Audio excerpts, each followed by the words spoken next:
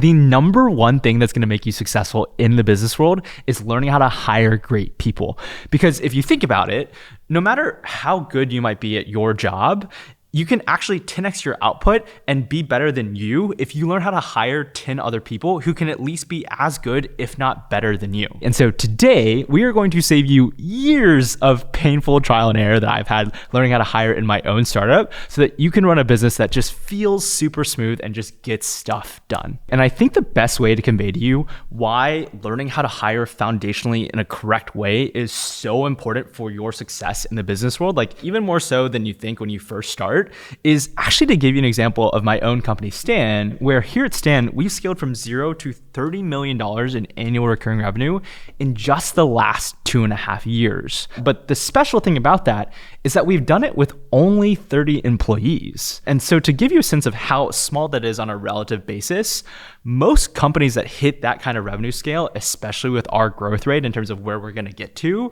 have at least 2 or 3 or 4 times as many employees. So like in the hundreds of employees just to hit that same revenue base. And I will die on the hill that the number one reason why we're able to run so small and so lean and therefore very profitably is because of our talent density, AKA we figured out how to hire the very best people out there. And so in this video, you're going to learn everything that I've actually gotten to learn about how to hire well in building a successful business, starting from how do you actually identify whether or not someone is really fantastic talent, and then going into how do you actually attract the best talent out there and actually convince them to join you on your mission. And then lastly, I will walk you through all of the hiring mistakes I've ever made in hopes that you have a much smoother ride than I did. So I actually think that we should start with how do you identify really great talent? Like what does great talent look like? What are the signals that they kind of showcase in their interactions with you?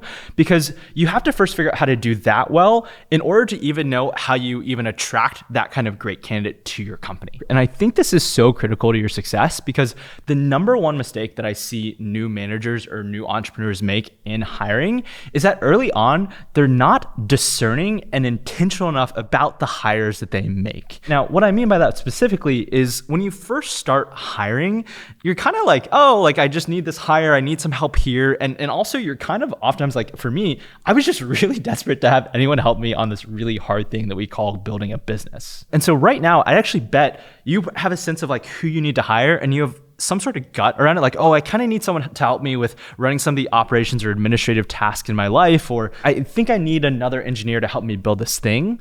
And so what we're gonna do here is go through the process we use at Stan to get hyper specific and concrete about that hire, because this process I'm about to walk y'all through is going to pay you huge dividends in making sure that you don't make the wrong hire and waste your time. So the role we're hiring for right now is our founding product manager.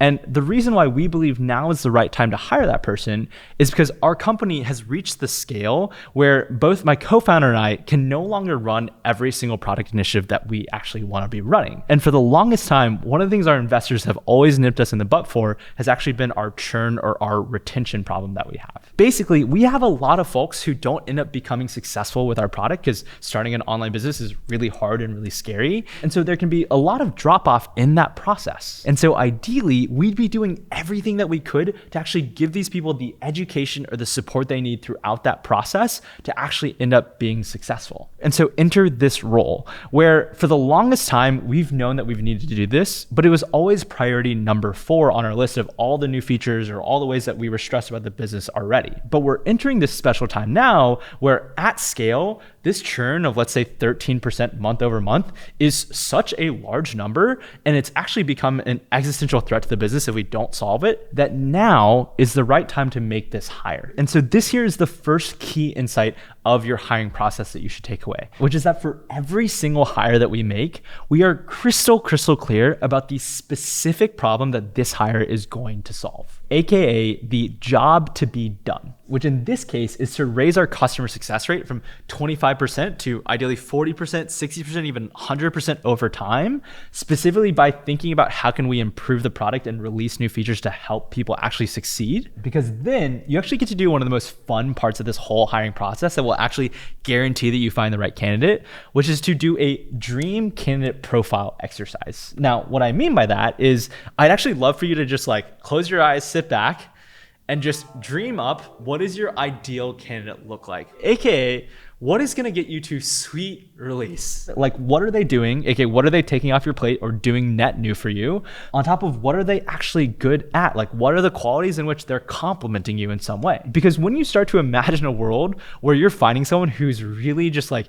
helping you solve problems, that then opens us up to the next step of the exercise, which is to get hyper intentional about what are the specific qualities you're looking for in all of the people that you're interviewing. Where for us in this product manager hire, in our dream candidate exercise, we realized that we were looking for someone who's super autonomous in their own ideation, who we didn't have to actually give them ideas to run with. Instead, we knew that we just didn't have the time or energy, and we were looking for someone who could autonomously own this entire success curve and come actually locked and loaded with their own ideas and their own experiences, and then go out and crush that for us. And so you'll see this dream candidate profile we wrote here actually trickle down into our rubric that we use to evaluate all the candidates that we actually interview. And this rubric here is a crucial part of our process, where this is almost the most mathematical or quantitative way that we know how to evaluate all of these candidates on an objective basis. Where you'll see for this specific PM hire for us, we've actually laid out 3 different criteria that we need to make sure that this hire is exceptional at from a functional or technical perspective. Number 1 being the quality of their ideation, aka can they come up with incredible ideas of how they can actually improve our product to help people succeed even more over time. Number 2 being their data-driven or experimentation-driven mindset, where here at Stan, what we really look for in decision-making is someone who's really experimentation-focused and is super data-driven around, oh, I had this really great idea that I came up with. Now I'm going to translate that into a specific campaign or specific A/B test. And I'm going to sit here and I'm going to iterate through it and observe the data before I make another decision and double down. Because if you combine those 2 things with the last key pillar we have on the functional fit side for this role, which is just getting shit done, that to us in our organization and our culture is exactly who we're looking for. That's going to actually help us drive that outcome of helping even more people be successful in their entrepreneurial journey. And so for you, I want you to think about that dream person that you were thinking about hiring. And I want you to take the qualities of what got you so excited about them, like what were they literally doing for you? What were they good at in their job?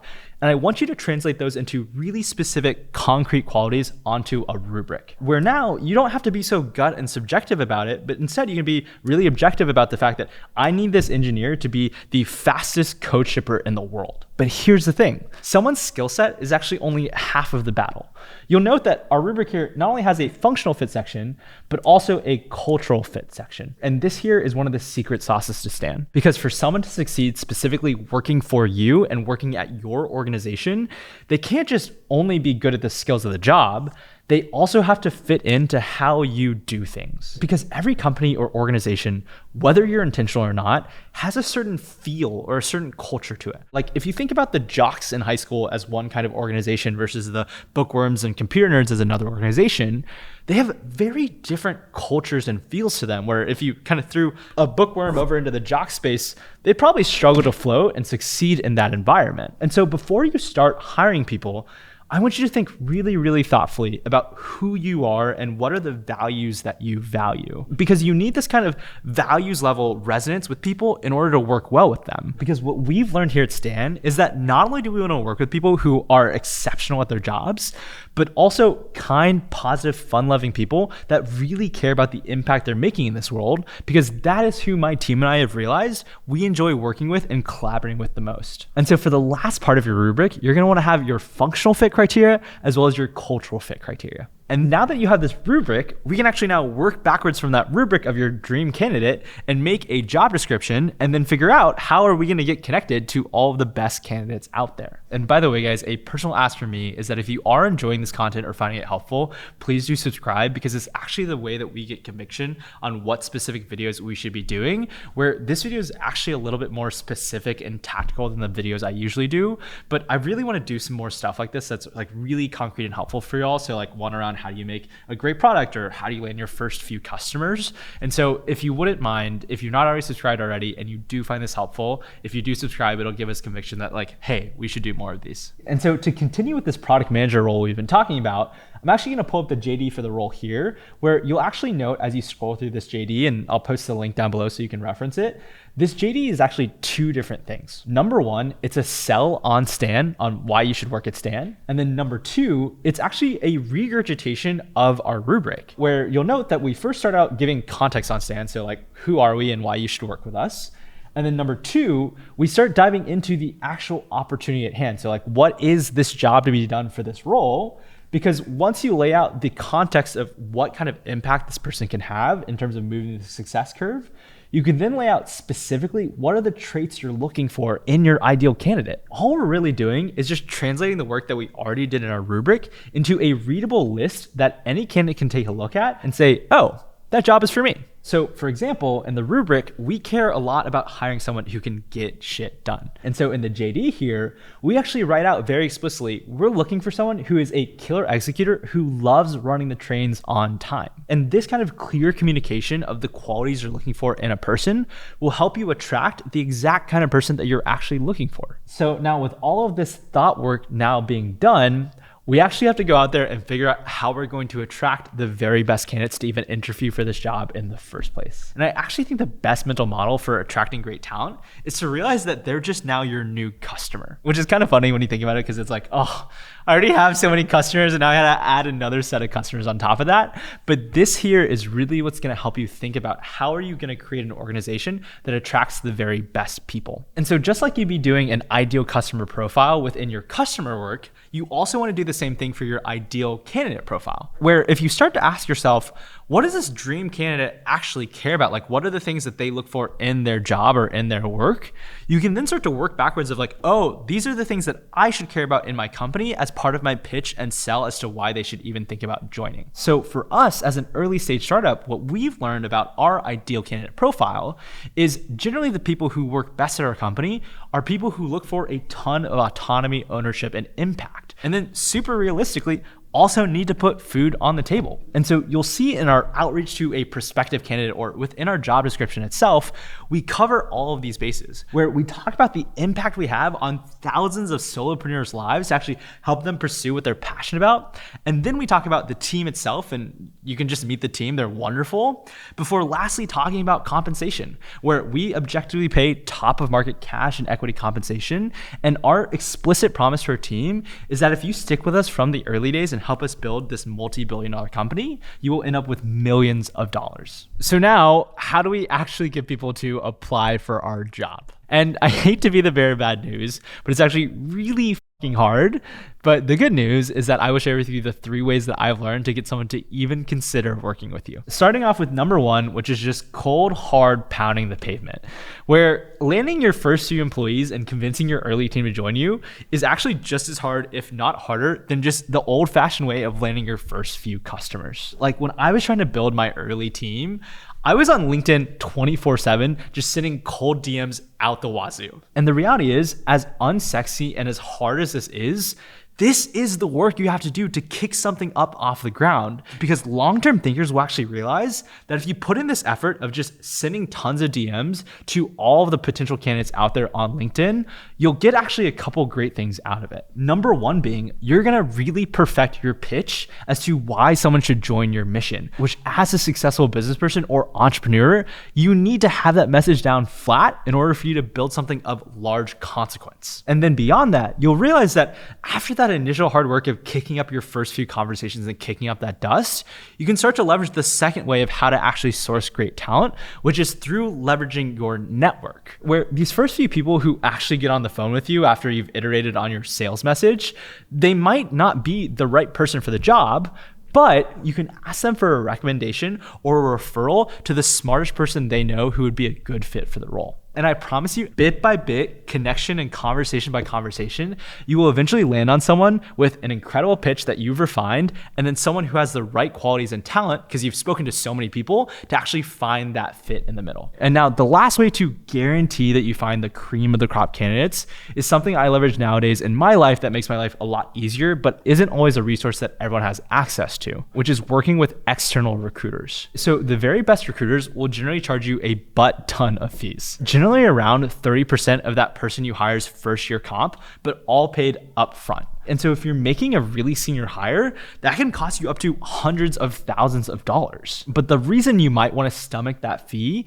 is, number one, recruiters can bring a lot of efficiency to your process. Like whether you're hiring an engineer or a designer or a really senior marketing exec, you want to find a firm that already has a pre-established network in that industry and just immediately knows all of the best people to call. And beyond that, the way that I think about talent nowadays is that a 10x engineer or a 10x creative person is generally hundreds of x more effective than the average person. And so I'd rather pay a larger upfront fee to make sure that we have canvassed the entire market, finding the very best person for this job, than spend all of my time instead managing 10 mediocre people who are only doing a tenth of the output of this single 100x engineer. And so now that you've been super intentional and thoughtful about who you want to hire, and then also put in all the hard work to kick up a storm and actually get a couple applicants in the door, you've actually entered the final part of the process, which is where people slip up the most, which is interviews. And so I'm gonna walk you through the process that we run to figure out between an interview where we feel like, oh, like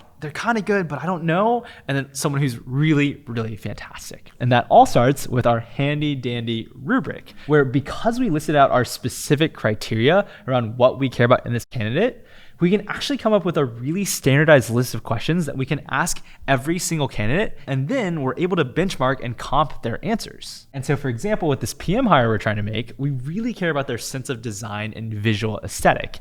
And so we'll ask them questions like, can you walk us through some of your favorite products or brands from a visual design perspective and tell us why? And that question will actually help us tease out, number one, do our visual tastes align? Like, do I actually think the products that you're mentioning are things that I also respect? And then beyond that, the why part of that question really allows you to vet whether or not this candidate can break down design aesthetic into a first principles basis. But the thing is, these prepared questions are only half of the battle, because you also have to ask the really hard questions. And this is where I've made the most mistakes in my hiring career, where I think early on when I first started interviewing, my people-pleasing tendencies were just out in full display. And I was so focused on selling people on actually being interested in the job or interested in the company that I didn't do enough qualifying up front on whether or not they were truly the right person for the job. And so a great example of this is that back in the day, I'd focus so much on selling the rosy picture and everything that you can get out of this opportunity without also recognizing the reality of how much work you have to put in to actually create some sort of incredible future like that. Specifically here at Stan, all of these privileges we get to enjoy, whether it's the top of market compensation, the company that's just been a rocket ship lately, and the impact we get to have in this world doesn't just come out of thin air. You have to work extremely, extremely hard to get those results. And so whereas before, when I wasn't fully confident in our culture and our values and why that matters to make sure that we're successful, I would kind of just slide that in as an implicit in the interview, rather than nowadays, I honestly, in my interviews, kind of try to scare people off from the job itself, where I will paint the hardest and toughest picture possible in my interviews with people, and all of my team knows this too.